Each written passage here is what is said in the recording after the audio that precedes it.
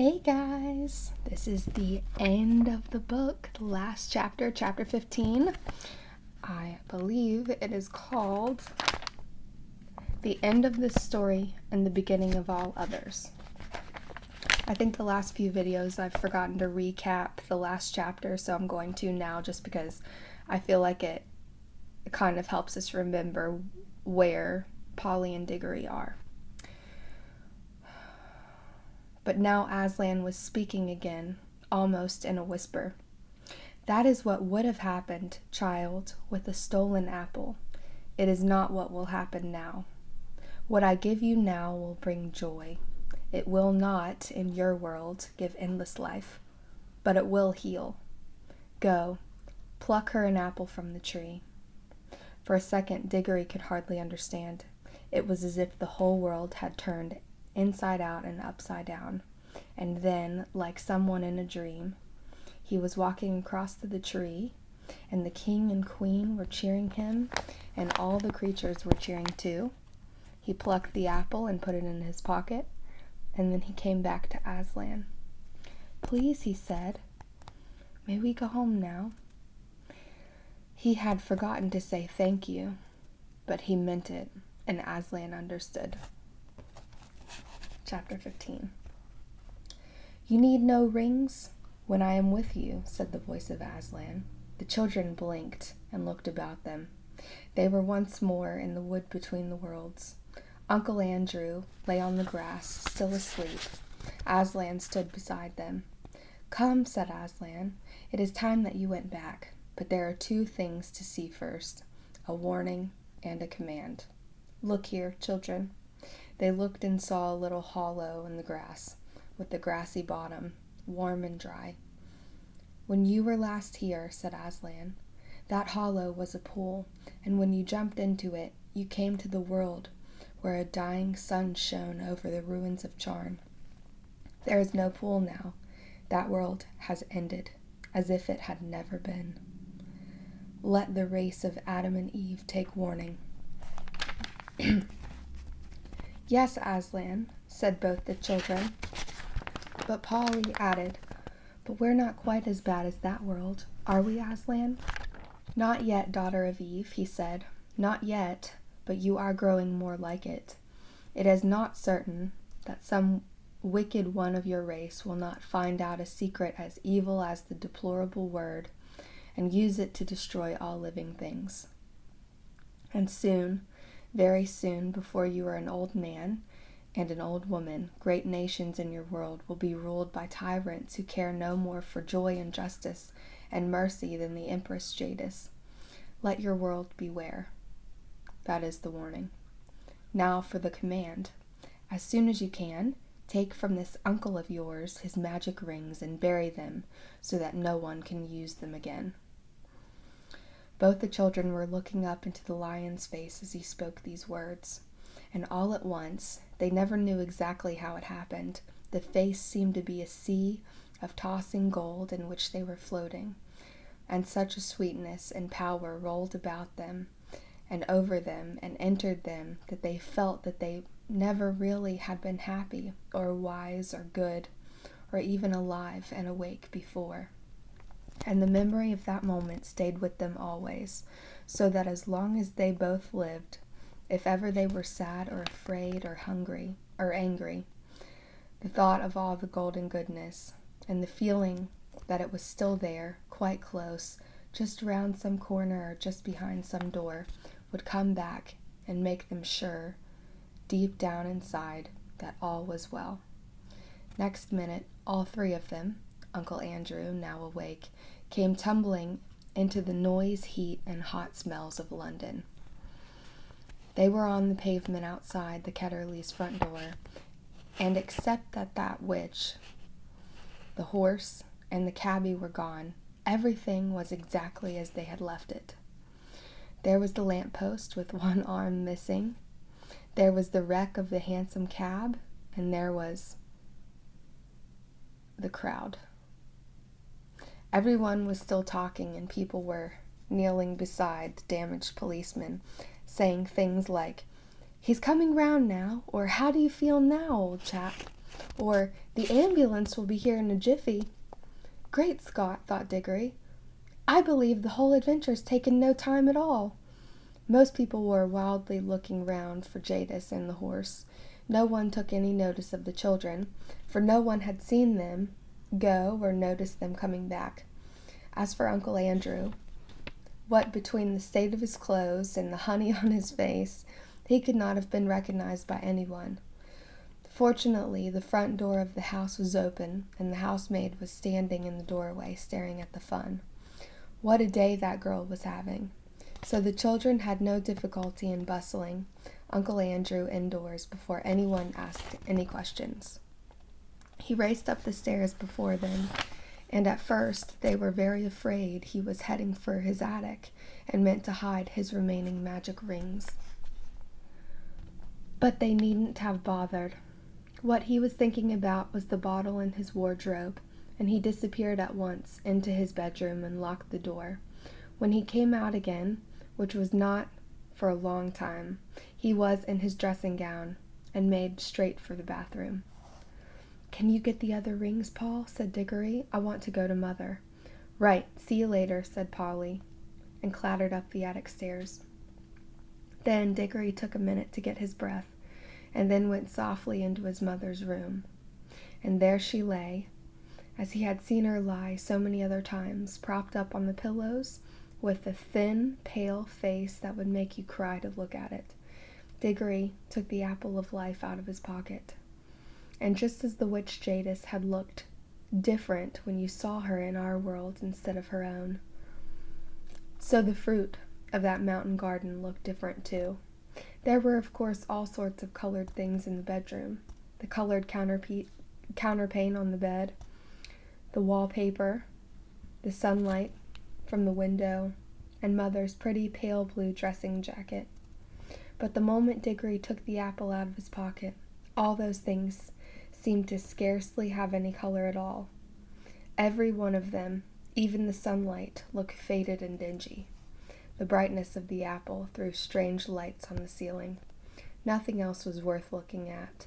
You couldn't look at anything else. And the smell of the apple of youth was as if there was a window in the room that opened on heaven.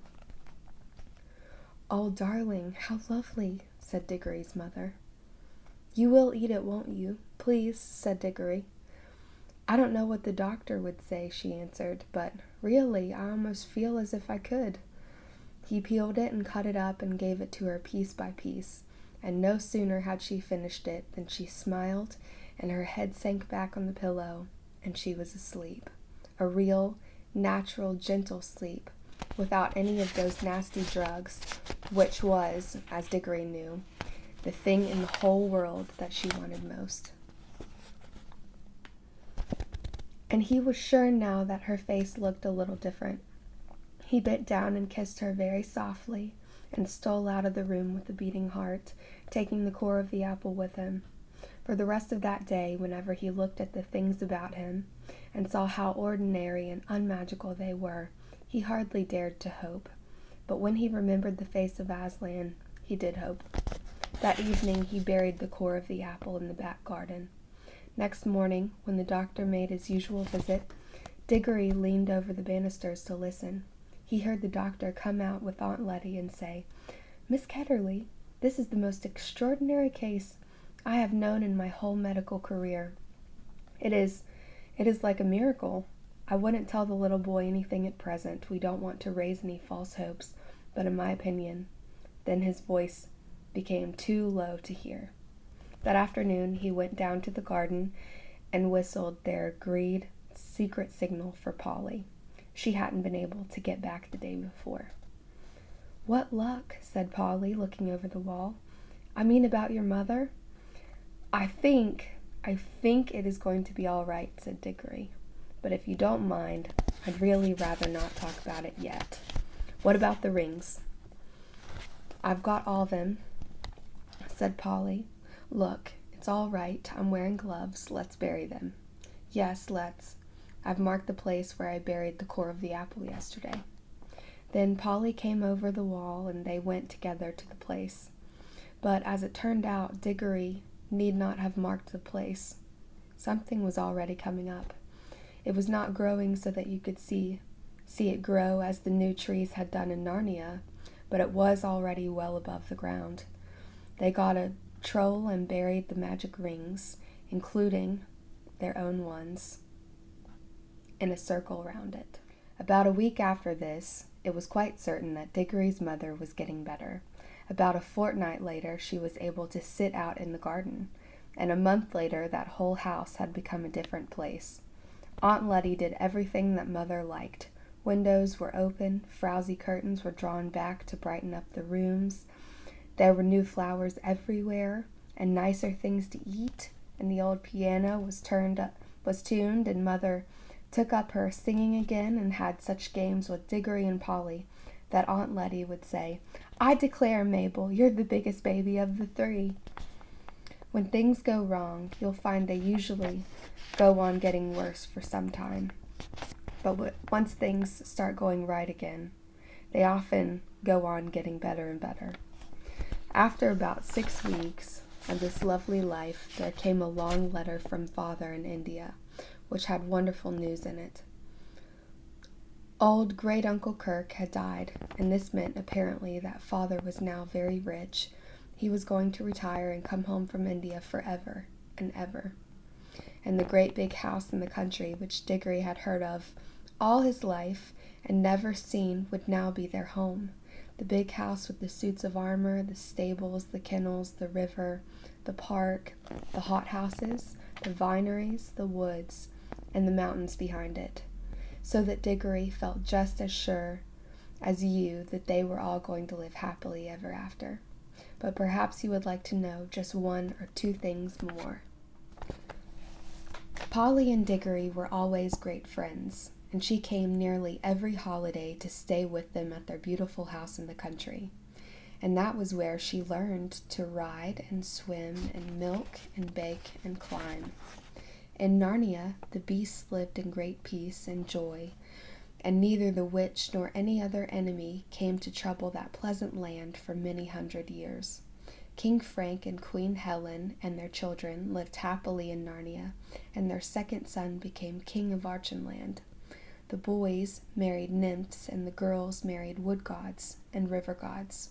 The lamp-post, which the witch had planted without knowing it, shone day and night in the Narnian forest, so that the place where it grew came to be called Lantern Waste. And when, many years later, another child from our world got into Narnia on a snowy night, she found the light still burning, and that adventure was, in a way, connected to the ones I have just been telling you. It was like this.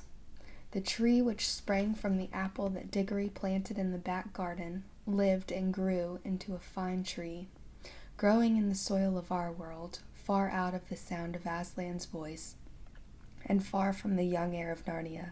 It did not bear apples that would revive a dying woman, as Diggory's mother had been revived, though it did bear apples more beautiful than any others in England, and they were extremely good for you, though not fully magical. But inside itself, in the very sap of it, the tree, so to speak, never forgot the other tree in Narnia to which it belonged. Sometimes it would move mysteriously when there was no wind blowing. I think that when this happened, there were high winds in Narnia, and the English tree quivered because at that moment the Narnia tree was rocking and swaying in a strong southwestern gale. However that might be, it was proved later that there was still magic in its wood, for when Diggory was quite middle-aged, he was famous learned professor, a professor and great traveler by that time, and the Ketterleys' old house belonged to him.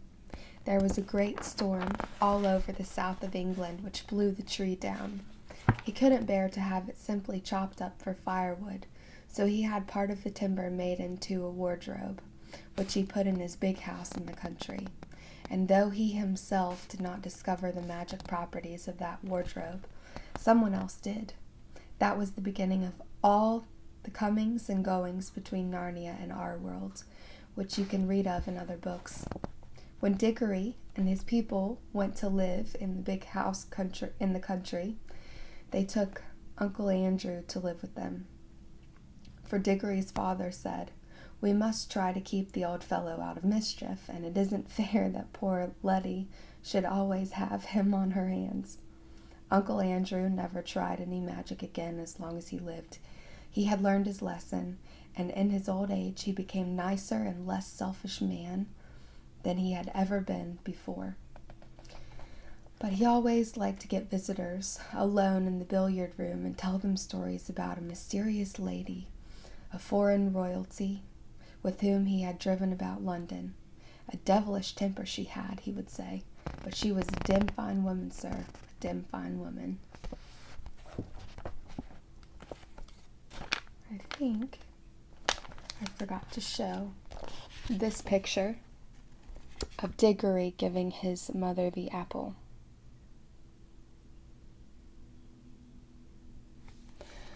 And then here is the map of the Narnia lands. And there's Aslan at the top. Okay. Wow. We are done. Well,